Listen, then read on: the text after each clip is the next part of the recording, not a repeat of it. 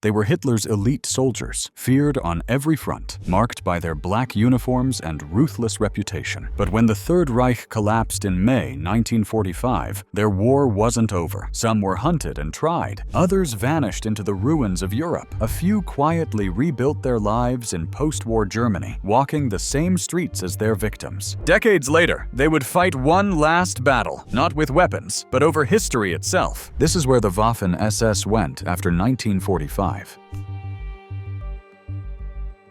May 1945. Nazi Germany had fallen. Across Europe, hundreds of thousands of Waffen-SS soldiers were laying down their arms. Once Hitler's so-called elite, they now found themselves prisoners of war or fugitives in a shattered continent. The fall came fast. Berlin burned. Hitler was dead. The grand vision of the 1,000-year Reich had collapsed into smoldering ruins in just 12 years. But the fall of the regime didn't bring instant justice. The men of the SS were still out there, scattered, hiding, running. In those final days, many in the SS believed the war might not really be over. They thought Germany could still bargain. If the Allies and Soviets turned on each other, and many assumed they would, a splinter of Nazi leadership hoped to offer their services to the West. Heinrich Himmler, head of the SS, was among them. He imagined a world where his soldiers, battle-hardened and fiercely anti-Bolshevik, could be of use in the coming Cold War. He thought he could negotiate, that the SS could somehow survive the war. As this delusion took hold, Himmler issued some of the most brutal orders of the entire conflict. He ordered the destruction of evidence. Concentration camps were emptied in a rush of violence. Tens of thousands of prisoners were forced on death marches, miles of walking, often in snow, without food or rest. Anyone who lagged behind was shot. The goal was clear: prevent survivors from testifying, leave no witnesses, reduce the killing machine to ashes before the Allies could see it. But things were already falling apart. The Nazi chain of command was disintegrating. On May 6, 1945, just 2 days before Germany's unconditional surrender, Admiral Karl Dönitz, Hitler's chosen successor, dismissed Himmler from all government positions. Himmler had tried to negotiate with the Western Allies behind Hitler's back. The betrayal was public and unforgivable. Stripped of power and protection, Himmler became just another fugitive. He didn't last long. On May 23,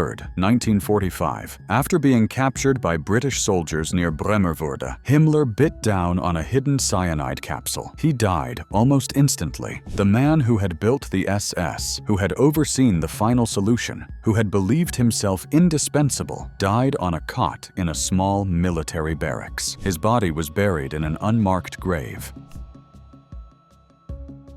In the chaos that followed, other SS leaders panicked. Some, like Richard Glucks, head of the concentration camp system, also killed themselves. Others tried to flee, sometimes under false identities, sometimes by shaving their heads and burning their uniforms. Many SS men had no formal orders, no maps, no fuel. Germany's infrastructure was destroyed, so they walked. In small groups or alone, they followed train tracks and country roads. Some returned to their hometowns. Others tried to blend in with fleeing civilians. Their goal was simple: don't get caught, especially not by the Soviets. The fear of Soviet capture ran deep. German soldiers had heard stories of what happened to prisoners on the Eastern Front. Executions were common. Others were forced into brutal labor camps. In contrast, surrendering to the British or Americans seemed almost safe. Some SS men even sought out Allied patrols, raising their hands high, speaking broken English, and claiming they were just cooks or clerks. But even with the war over, identifying SS personnel wasn't always easy. Many had discarded their uniforms. Names could be faked, but there was one telltale sign: an SS blood-type tattoo, usually inked under the left arm. It was meant to help medics in case of injury. Now it marked men for arrest, or worse. Some tried to cover the tattoos with makeup. Others attempted crude surgery, cutting into their own skin to remove it. A few went further, burning the area with acid or hot metal. These scars became common among those questioned after capture. To many Allied interrogators, a scarred underarm was as revealing as a confession.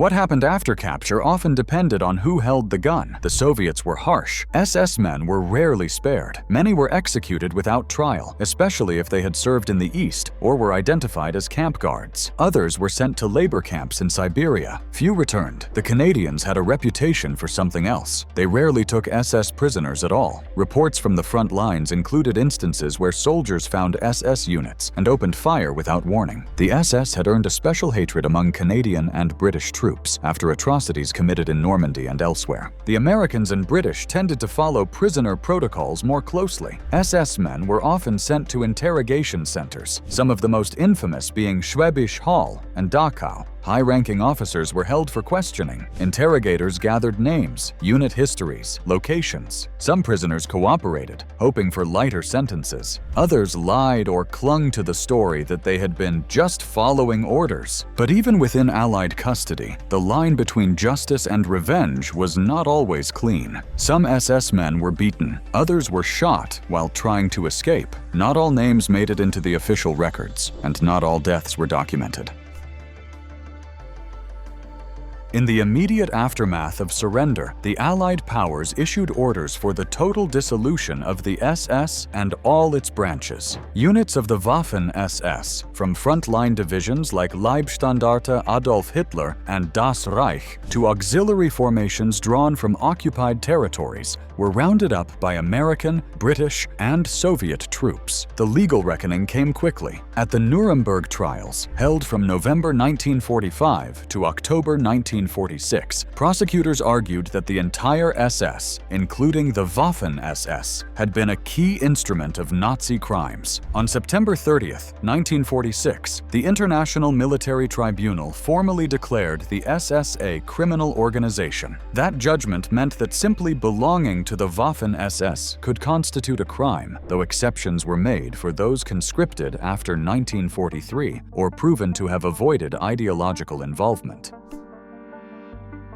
In the cold winter of 1946, justice began its slow march through the ruins of the Nazi world. At Nuremberg and Schwäbisch Hall, the trials began. 74 former members of the SS were placed under the harshest spotlight of history. Some were famous, others were ghosts. All stood accused of crimes that defied the limits of human cruelty. The most well-known names included Joachim Peiper, a tank commander from the elite Waffen-SS, and Sepp Dietrich, the general who had once commanded Hitler's personal bodyguard division. They were accused of ordering massacres, approving executions, and leading units that had turned European villages into charnel houses. Peiper, in particular, was linked to the Malmedy massacre in Belgium, where 84 American prisoners of war were machine-gunned in the snow in December 1944. The trials at Schwäbisch Hall were smaller than those in Nuremberg, but no less significant. This former Luftwaffe base in southern Germany was converted into an American-run interrogation center. The Allies brought hundreds of SS prisoners there to extract information. Inside the cold walls of the prison, something strange happened. Many of the SS men began to coordinate their defenses. Word spread among the cells. Stick to the same story. Deny everything. Blame the dead. Claim orders came from above. Say you didn't see the killings. Say you just worked in the kitchen. These coordinated lies made prosecution difficult. In court, it often became the word of survivors against the word of polished, well-dressed former officers. Yet against this wall of denial, the survivors' voices broke through. Over 100 witnesses gave testimony, many from memory, many still bearing the scars of the camps. They described selections on arrival ramps, the beatings, the starvation, the smell of burning flesh. Names were remembered, faces were recognized.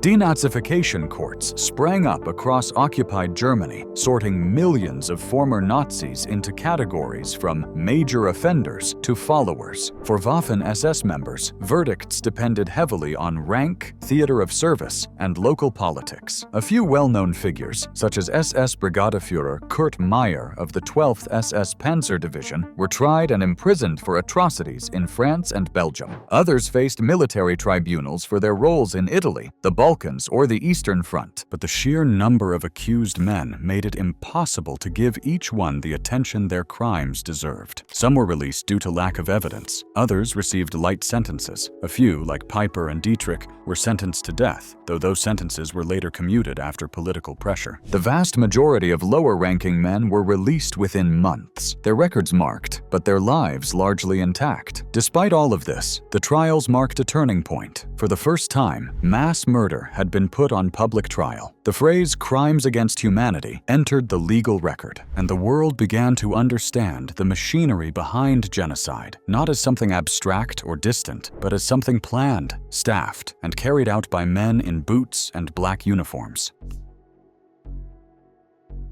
In the late 1940s, Germany was split in two, occupied, shattered, and desperate to rebuild. In the West, the Allies launched denazification, aiming to dismantle Nazi power through demilitarization, democratization, and decentralization. But in practice, things got murky, especially as the Cold War began to harden. By 1947, the Soviet Union had turned from wartime ally to global rival. Western powers, particularly the United States, started to see West Germany not just as a defeated enemy, but as a potential frontline in the battle against communism. That shift changed everything. Justice and memory began to take a back seat to politics and strategy. In this new climate, former Nazis began resurfacing in public life. Not just ordinary citizens, but high-level bureaucrats, scientists, and officers. Some had been cleared in court, others never charged. Many quietly slipped into roles within West Germany's new institutions. But SS members faced steeper barriers. Unlike the Wehrmacht, which was the regular German army, the SS was declared a criminal organization at Nuremberg, including combat units like the Waffen-SS and security branches like the Gestapo. SS affiliation wasn't just shameful. It was legally disqualifying. It meant no pension, no civil service job, and no public honor. Still, the Waffen-SS didn't fade quietly. In 1950, former senior officers gathered at Himmerod Abbey in the Eifel Mountains to rewrite their legacy. Their goal? To present the Waffen-SS as a clean, apolitical fighting force. The result was the Himmeroder Memorandum, a document demanding full recognition and denying any link to Nazi crimes. It claimed Waffen-SS soldiers were no different from regular troops.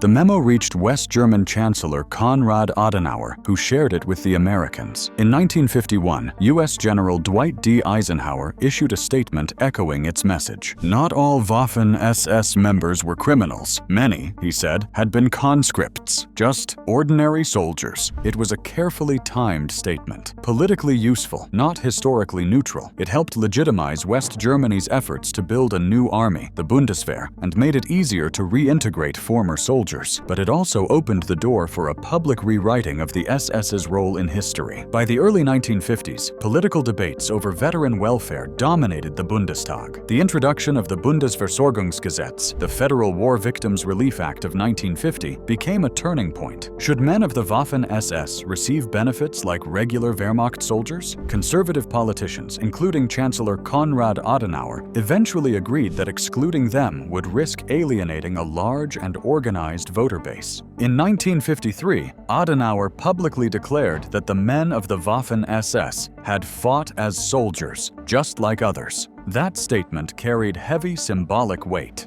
It signaled West Germany's quiet shift toward normalizing Waffen-SS veterans as part of the broader soldier community. In practice, it meant many former SS men could now claim limited pensions, especially those who could show post-1943 conscription rather than voluntary enlistment. Still, not everyone was rehabilitated. The German government drew a line. Wehrmacht veterans often regained pensions and civil jobs, but SS members, especially those tied to camps or Einsatzgruppen, were officially excluded. Even so, enforcement varied. Some local officials bent the rules, and a number of SS veterans quietly received benefits under other classifications. The 1950s became a struggle over memory. Survivors, historians, and journalists fought to expose SS crimes, while veterans, their families, and nationalist groups claimed the truth was being distorted. In 1949, just 4 years after the collapse of the Third Reich, a group of former high-ranking Waffen-SS officers formed an organization to protect their interests. They called it HIAG, short for Hilfsgemeinschaft auf Gegenseitigkeit der Angehörigen der ehemaligen Waffen-SS, the Mutual Aid Association of former Waffen-SS members. The name sounded harmless. The mission was not. HIAG's founders were no ordinary veterans. Paul Hauser had been a general in the Waffen-SS. Felix Steiner had commanded SS troops in both Russia and France. Herbert Giele led the elite SS division Waking. All three were deeply invested in salvaging the reputation of the Waffen-SS. Later, other key figures joined. Kurt Panzer Meyer, convicted of war crimes in Normandy, and Wilhelm Bittrich, who had overseen units involved in the deportation of Jews from France. From the beginning, HIAG was more than a veterans group. It was a political project. Its mission, to rebrand the Waffen-SS as an honorable, apolitical military force. They claimed its members were soldiers, not ideologues, brave men who fought and died, while others committed the crimes. But history told a different story. The Nuremberg trials had declared the entire SS criminal, including the Waffen-SS. Evidence showed its members ran death camps, carried out mass shootings, and enforced Nazi racial policy. HIAG ignored this. In speeches and books, they cast themselves as scapegoats, heroes vilified by the victors. HIAG didn't just support veterans. They ran a full propaganda effort. They offered legal aid, searched for missing comrades, and published Der Freiwillige, the Volunteer, a magazine filled with war stories, tributes, and editorials attacking post-war justice. It reached thousands, rarely mentioned war crimes, and when it did, it cast doubt. HIAG also claimed the Waffen-SS was the fourth branch of the military, equal to the Army, Navy, and Air Force. They argued their service was legal and professional, but German courts rejected this again and again. Still, HIAG lobbied the Bundestag, met with officials, and pushed for pensions and official recognition. Some politicians listened, especially on the right. Fear of the Soviet Union and memories of the Eastern Front lingered. HIAG leaned into that, portraying themselves as patriots who fought Bolshevism. But their mask often slipped. In 1952, HIAG held a rally in Verden an der Aller, meant to focus on veterans' rights. Instead, it turned into Nazi nostalgia. One speaker, General Hermann Bernhard Ramke, claimed, "The Allies were the true war criminals." The scandal made headlines. The government issued warnings, but HIAG pressed on. In 1953, they revived a Nazi solstice celebration with SS songs and speeches about German honor. Outrage followed, and West German leaders began to distance themselves. In 1961, they praised Max Simon, an SS commander convicted of massacres, as a martyr in Der Freiwillige. The backlash was swift. Politicians and survivors condemned it, but HIAG stood firm. Over time, the tide turned. Younger Germans lost interest. TV began airing camp documentaries. Survivors spoke publicly. Historians countered HIAG's myths with hard evidence. By the 1980s, the group was fading. Rallies shrank, their magazine lost readers, and their aging leaders died. Meyer in 1961, Hauser in 1972, Bittrich in 1979. HIAG disbanded quietly in 1992. By the time HIAG dissolved, West Germany had transformed. The organization that once commanded political attention had become a relic. But the myths it helped create, of the Waffen-SS as just soldiers, of the war as divorced from ideology, would linger for decades more. After the fall of the Berlin Wall in 1989, reunified Germany started to confront its wartime past more openly. Newly opened archives and survivor testimonies revealed how Waffen-SS units operated alongside the security police and Einsatzgruppen, disproving the long-standing myth of a clean, purely military force. Yet even as scholarship dismantled these illusions, political and social controversies emerged. In the 1990s, journalists discovered that some former Waffen-SS members were still receiving state pensions under the old Federal War Victims Relief Act. Reports in Der Spiegel and the New York Times sparked outrage. especially when it became clear that many Holocaust survivors had never received comparable compensation. Successive German governments debated reforms, but pension laws, rooted in post-war legal compromises, proved difficult to undo. Beyond Germany's borders, the Waffen-SS legacy took on new and troubling forms. In parts of Eastern Europe, especially the Baltic states and Ukraine, veterans of locally recruited SS divisions began to be commemorated as national fighters against Soviet occupation. Annual marches in Riga honoring the 15th and 19th Latvian SS divisions drew sharp criticism from Jewish organizations and the European Parliament. These events underscored how the image of the Waffen-SS had become entangled with post-Soviet identity politics. Inside Germany, attitudes shifted again. By the 2000s, open admiration for the Waffen-SS was taboo.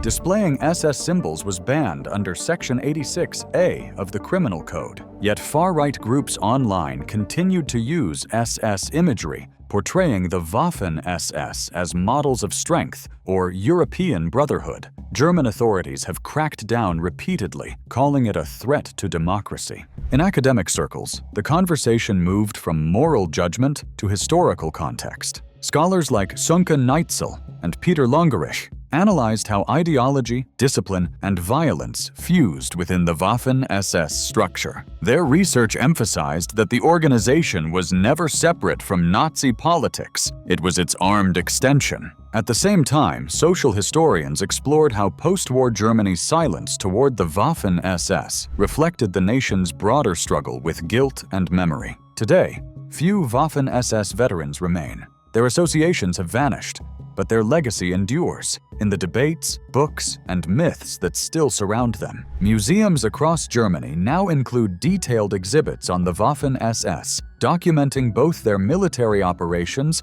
and their role in war crimes. Educational programs ensure that younger generations understand the full scope of what the organization represented. The question is no longer about rehabilitation or recognition. It's about how a nation remembers its darkest chapter and ensures it never forgets. 80 years later, the story of where the Waffen-SS went after 1945 remains a warning about how easily history can be reshaped and how long its echoes can last. The Waffen-SS tried to rewrite their story. They claimed they were just soldiers. That ideology didn't matter, that they didn't know. But the evidence tells a different story. The trials, the testimonies, the documents, they all point to an organization that was never separate from the crimes of the Third Reich. Today, their attempts at rehabilitation serve as a reminder. Memory is a battlefield, and the truth requires constant defense. If you want to know what happened to individual SS officers after the war,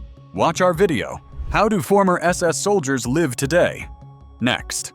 Like this video, subscribe, and hit the bell for more history. Thanks for watching.